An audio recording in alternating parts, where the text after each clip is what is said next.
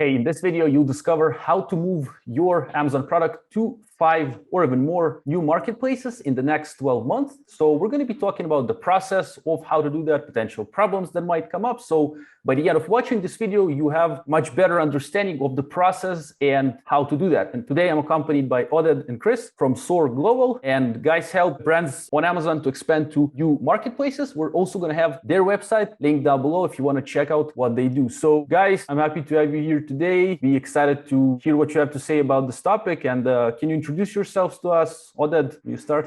Sure thing. Thanks for having us. Chris and I met actually through the brand we sold the last February together with two other partners. And we were looking to expand to global marketplaces, ironically. And then, we've discovered is too much of a headache for us. We were a team of 3 founders, a team of like 6 VAs, something like that. We were still growing, both in the US and in the UK on Amazon and off Amazon. And it was, just too much to handle. And we were looking to expand into Europe and, Amazon Germany and other regions in Europe, other countries in Europe, and then also elsewhere. And we were looking for, for some help because we knew we don't know the local environment, with the Brexit and the changes in the EU and the VAT and everything that is going on. So we're looking for help, and that's how I met Chris. And together we partner up, and the rest is history. Then we figure out, hey, from everything that we went through and all the knowledge that we've gained, and Chris, he will be talking about that soon.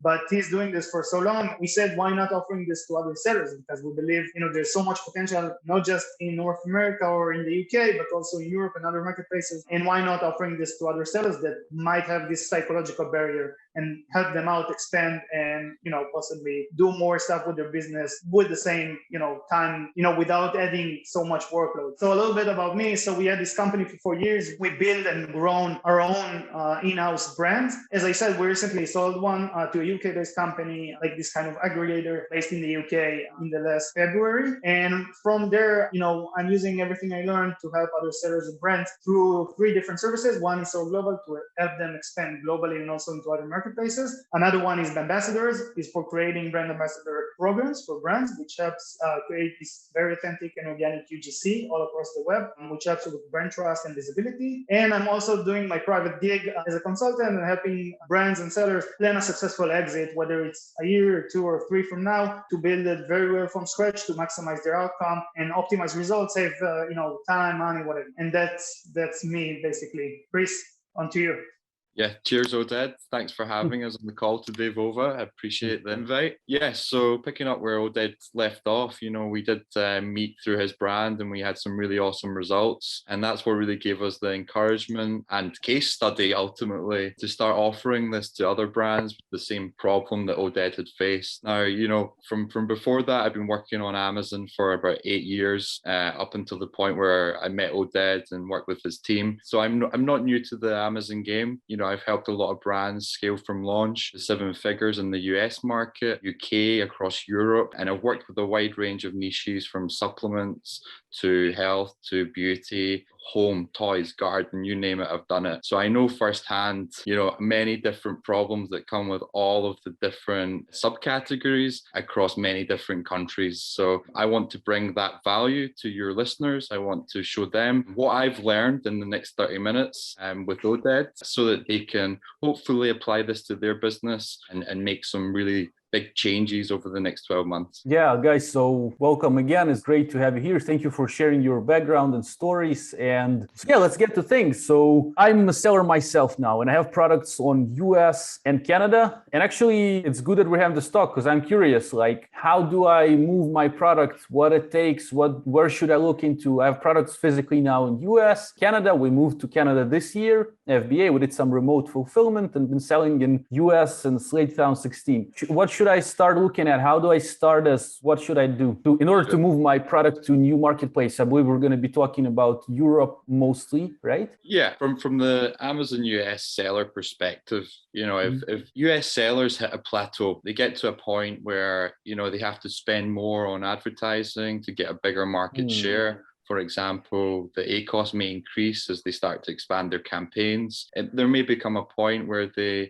don't wish to do that, but still want to grow their business. So we know with Amazon, the algorithm doesn't change across countries. So it's important for Amazon brands to realize that and leverage this technology that Amazon has so kindly given us to maximize the growth exposure through international expansion, particularly so in the European marketplace, where a lot of the US sellers will actually come across lower competition and lower advertising costs, depending on the niche or the niche that they're in. But entirely the EU market equates to, I don't know the exact figure, but billions of online shoppers per year in terms of revenue. So it's important that we don't overlook it and dismiss small marketplaces like Germany, Italy, Spain, France, because combined, they can actually equate for a huge chunk of your potential future revenue with probably a more effective profit margin based on the high costs and high competition in the US market. So,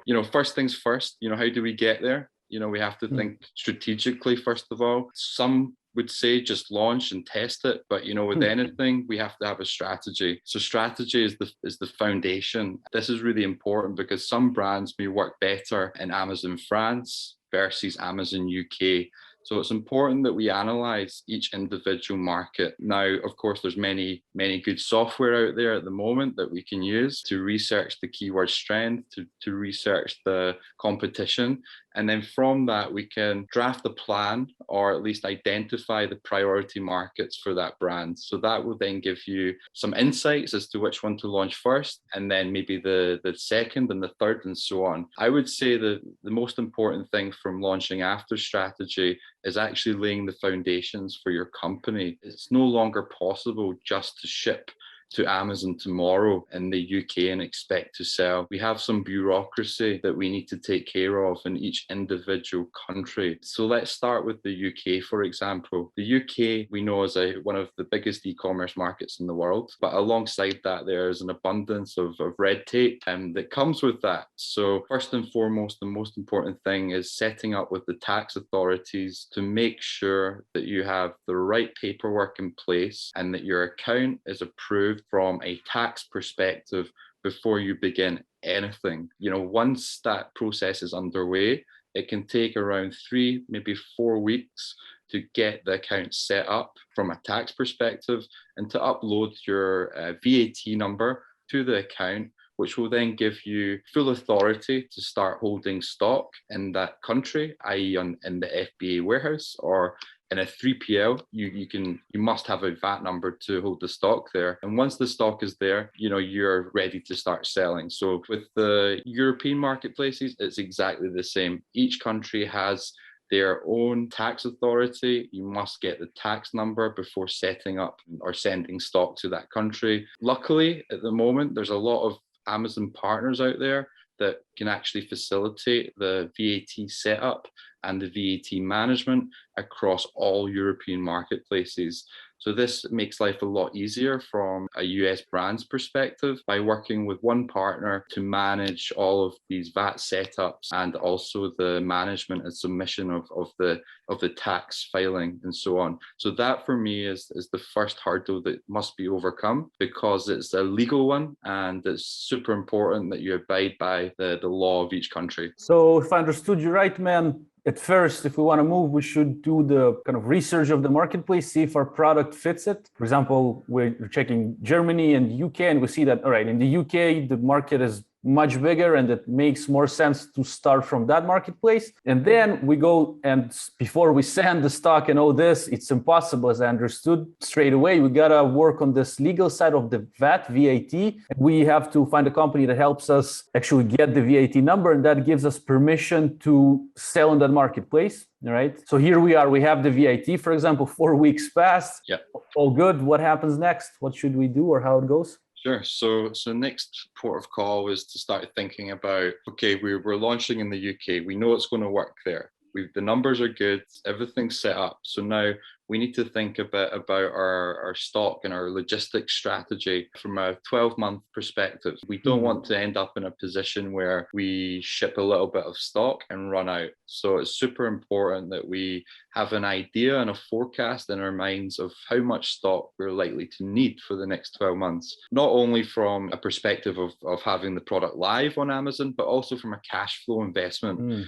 This is something that's very easily overlooked with launching new marketplaces, is that it is a full new marketplace. You can get success fairly quickly if you know what you're doing, but only if you can maintain stock will you be able to hold that position. We know this too well as an Amazon seller, that the stock is the most important.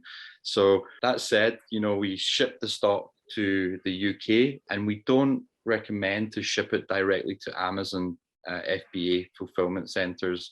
And the reason for that is that you're faced with unpredictable limits when launching in these new marketplaces. Even if you have high FBA limits in the US, you start as a new seller in any new marketplace that you go for. So these limits can change at any time. Only a few months ago did we have some issue where Amazon changed the rules overnight. We saw what happened. So it's really important that we leverage 3PLs as part of our overall model so that we can hold stock and have safety stock in hand within the UK, for example, so that we can call off as and when we need it, and we can take the reliability and stress away from cross-channel shipping.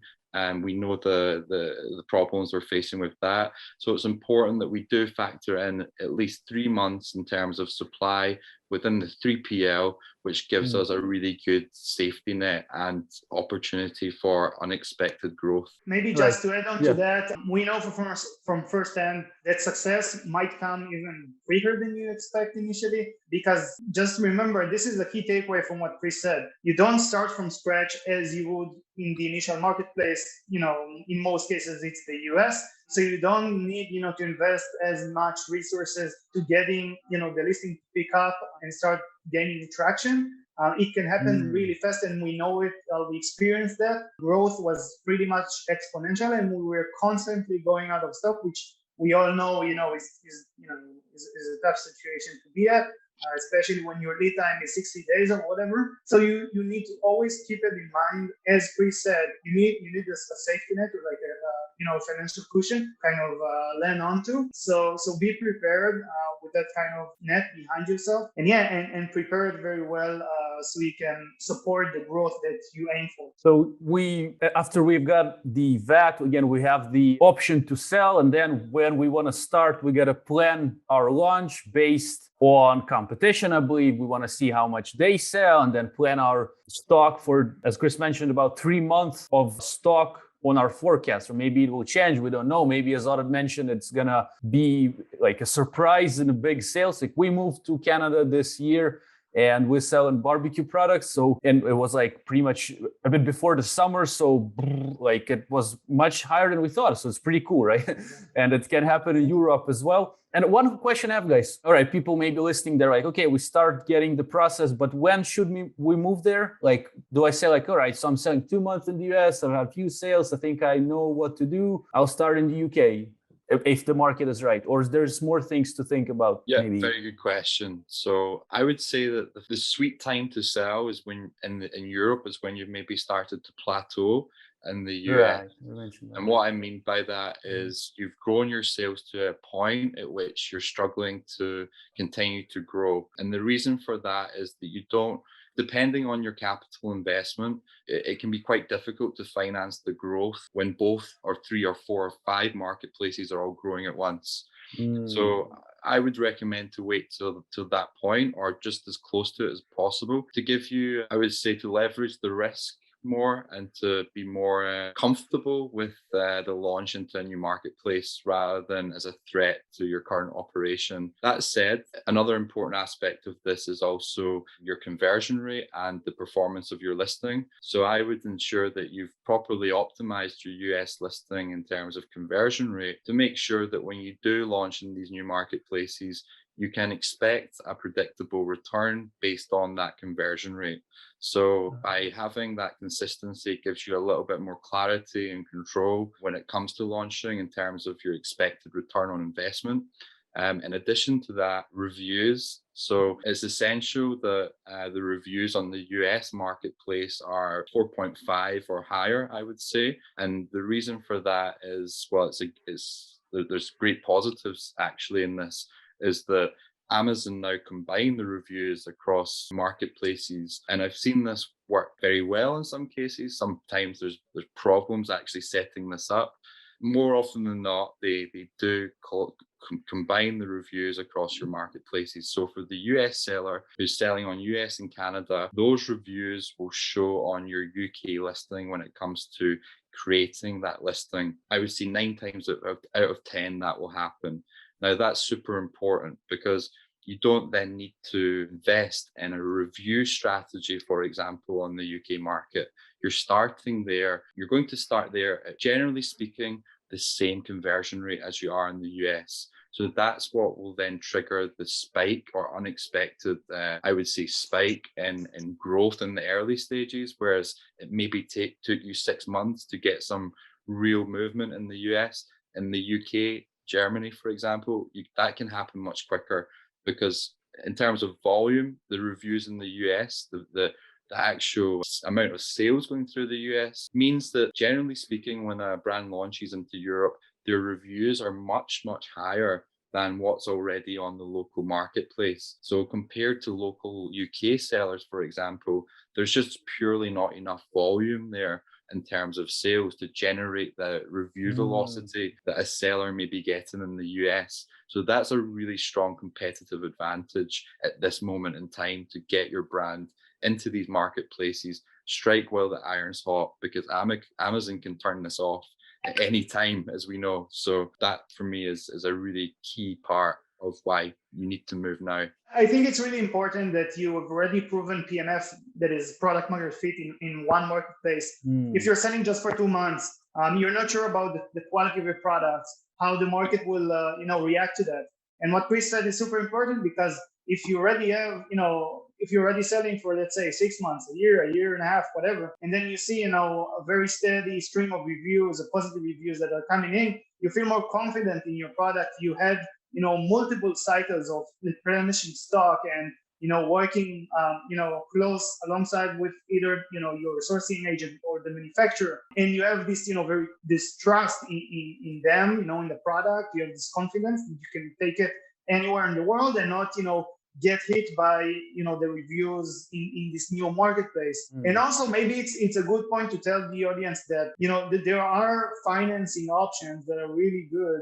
Actually, Amazon are offering financing options to sellers. That's called Amazon Lending. We can share a URL later on with your followers. But there are a lot of independent companies that are offering this kind of service. Whether it's Clearbank, I think they rebranded it, but it's Clearbank, Become, a lot of other companies that are offering seller financing to support your growth. So if you have this very, as Chris mentioned, predictable type of conversion rate, and you can expect your growth, you can project how the next 12 months will look like, that's where you might consider getting financing from all these companies, whether Amazon or not. So I think that those are really important two key takeaways from that. To the question kind of when should we move, if I understood right, is when we understood the market. We've been selling in the US, say, for example, for a few. By the way, it's also vice versa. Vice versa, for sure. Yeah, if a seller has a good product in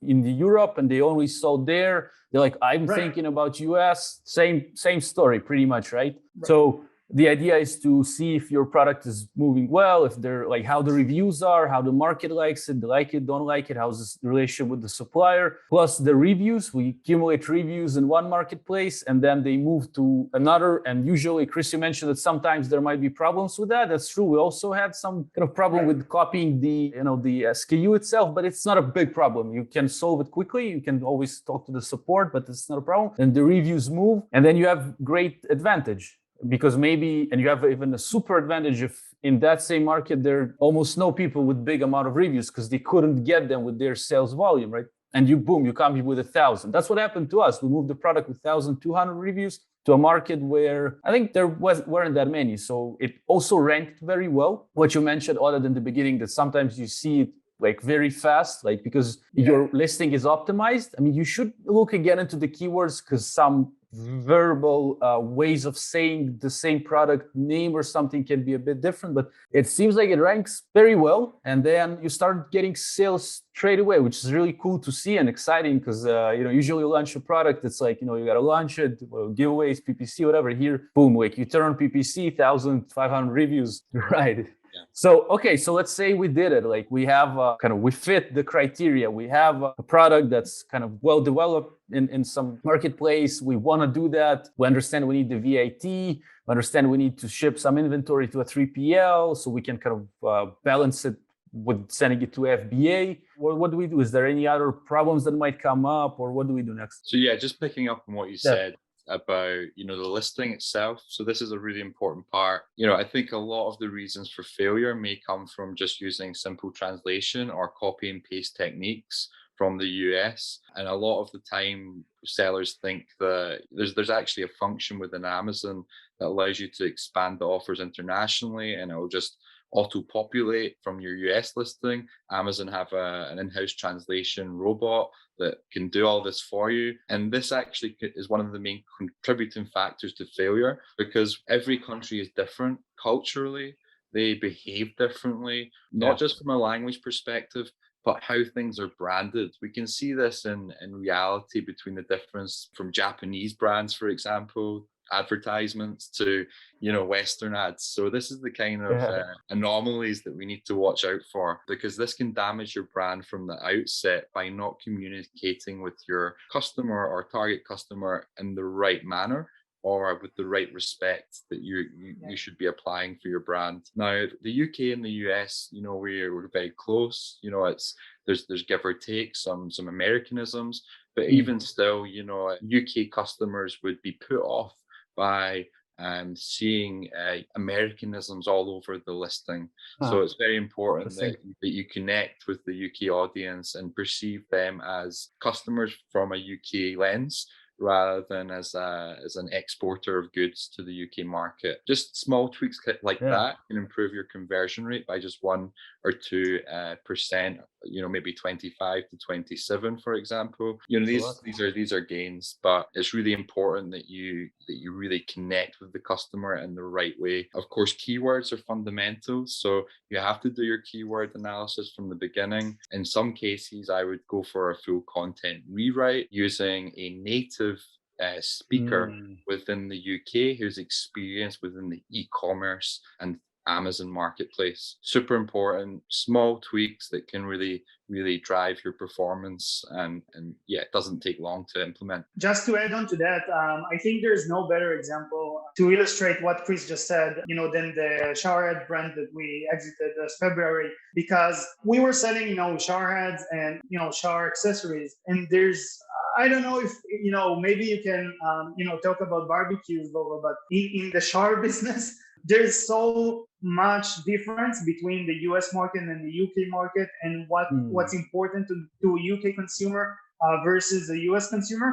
First and foremost, the showers are totally different. So, it's completely different. Like, it's the same listing, but it's completely different, So all the illustrations, actually the asins were also different. We had to create different asins because we had to kind of adjust the kits for the UK market. In the US, they have like a wall fixed showers. In the UK, it's more like a handheld showers, and it's completely different. So I think this sets as the best example of how markets are different. So you really need to understand the market before you just copy and paste the listing, and that's it. And just to come in there, I think this is even more important when launching in Germany, Italy, for example. If that's part of the European growth plans, as we'll come to a little bit later, then it's really important that the translation is done by someone who understands the keywords and understands because it's very easy that Google can get it wrong, Amazon translation can get it wrong. So really really double down on that localization. And don't settle for anyone who's not a marketeer. That's really important, because we had some experiences, with less of a quality of translation, using, for example, in Germany, we use someone from Austria. I don't think, they had, less of a German knowledge compared to their peers in Germany, but just, something to consider. So someone who knows marketing, especially for Amazon, it's even better. And yeah, don't settle for less than that. So yeah, we need to understand that when we change a marketplace, showerhead, barbecue products, whatever, maybe electronical products that put into different sockets. Right. I bought this laptop that I'm kind of currently using. It's ROG, Republic of Gamers, Asus in Thailand, and now I'm in Israel, and it won't, the socket is different, so you have to do a switcher or something. But just exactly think about shaving machines, right? Like for shaving beards, that's totally different in every place in the world. In which way, man? Like, what do you mean? No, I mean the electricity adapter, kind of stuff. Right. It's always this pain with with shaving abroad. I don't know.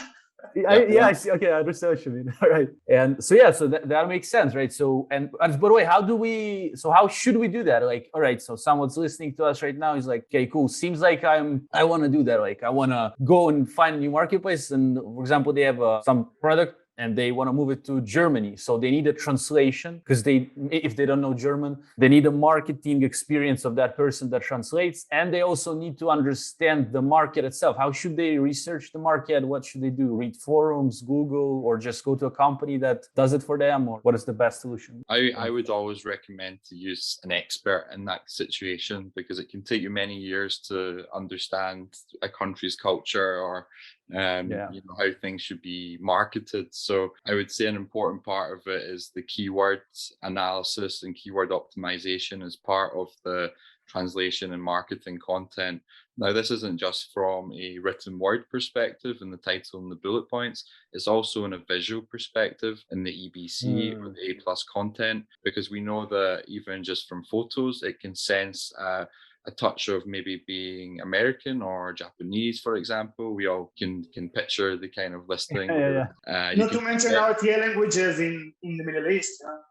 So that part, it's not just written, it's actually visual as well, and that gives you a consolidated, a coherent approach. You can use a freelancer, you can use an agency, you can use whatever you want really, but always go for someone with a track record that can deliver from a native localized marketing background. And also check your top competition, right? Like go first, 3 to 5, top competitors in the target market, see what they're doing. So for example, for us with the showerhead brand, we were able to see, what kind of adapters they're selling, what kind of, language they're speaking, what type of benefits they're emphasizing, those kind of stuff. So always check the competition. Yeah. And one thing to know is that not just with the electrical fittings that are problematic cross-country or cross-border, there's other aspects of packaging that needs to be considered. So if you're in the food niche, for example, or supplements, then you have an extra tier of legal that you need to take care of. We won't go into it so much today, but I just want to point that out in case someone is in the audience that maybe sells coffee or some kind of supplement. Then the actual content on the packaging must actually meet the legal requirements for the local country. And I also add up on what you guys mentioned. That's like a book recommendation. It's called Culture Code by Clotaire Rapaille. I think he's French. Have you guys read it? Maybe you've heard about it?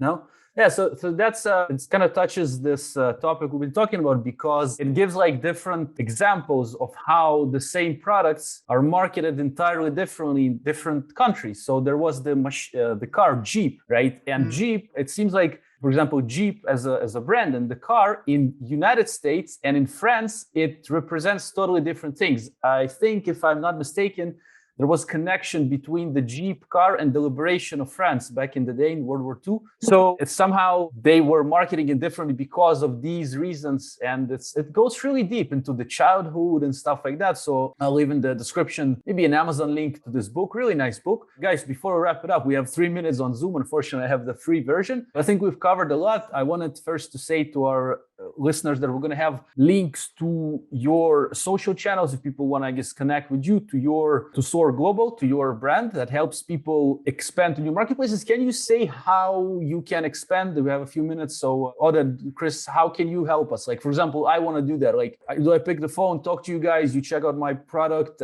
say, okay, we recommend you this and that, or what's the trail there? Yep. So we have our website, Soar.Global. Soar.Global is where you can book a call with us, free call, where we can just brainstorm with you, share some ideas on how you can scale up effectively across multiple marketplaces. We can have a bigger chat, as to how that fits into your vision for exit. If exit's part of your planning, we can really align with your ambitions and give you the best possible blueprint for you to succeed. And it's also important to mention that we would normally partner up with the brands we work with, and we onboard only brands we truly believe in. And this is why we work this way, because we don't want to, simply just, charge a retainer and do some kind of work and that's it. We want to be part of the brand success. We want to see them grow exponentially across marketplaces, potentially one day to exit their business if they wish, or just play the long-term game. Either way, we are there for to support them throughout the process. Pretty cool. Yeah, that's awesome. So for our listeners, we're going to have all the links to Soar.Global. We're going to have the website. We're going to have the social links of Oded and Chris. And as guys mentioned, you can set up a free call, talk to them, see if that's for you. If it's not for you, it's not an affiliate link. But although if we ever have some sort of affiliation, I'll disclose in the description. Guys, thank you a lot for coming today. Exciting, interesting. Hopefully the audience really enjoyed. We can do more videos in the future. Sounds good. Sure thing. Thank you so much for having us. It was 100%. Very, very fun. Thank you. Thanks, Thank you, guys. Bova. Really Bye. enjoyed it. See you guys. Thank you. You.